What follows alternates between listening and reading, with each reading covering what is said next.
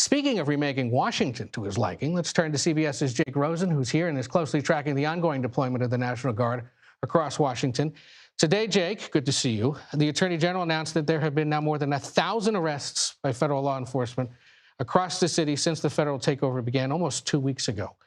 Put that in context. Do we have any sense if it's more or less, about the same of what was going on before? Well, context is everything, Ed, because it's a little bit difficult to know, because when you add up these numbers that we're being told, about 45% of those Department of Homeland Security Secretary Kristi Noem said at today in the Oval Office are actually immigration-related arrests, whether or not somebody actually committed a crime or not, or what in the city, a violent crime like the Trump administration says they're focused on, or simply is here illegally. That is kind of not that's factored into what the Trump administration is selling. Usually around this time of the year in D.C., there's about 50 arrests a night.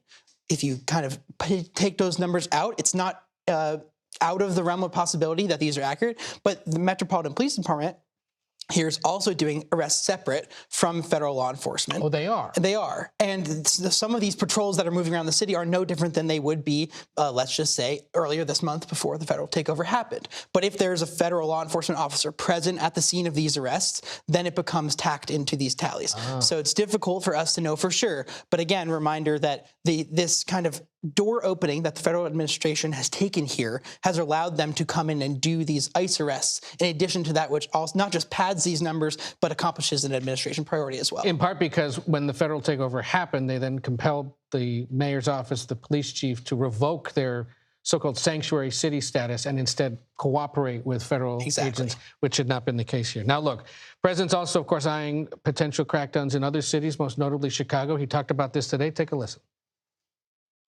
We're ready to go anywhere. We have a full complement of great human beings. We're full. You know, our military is full.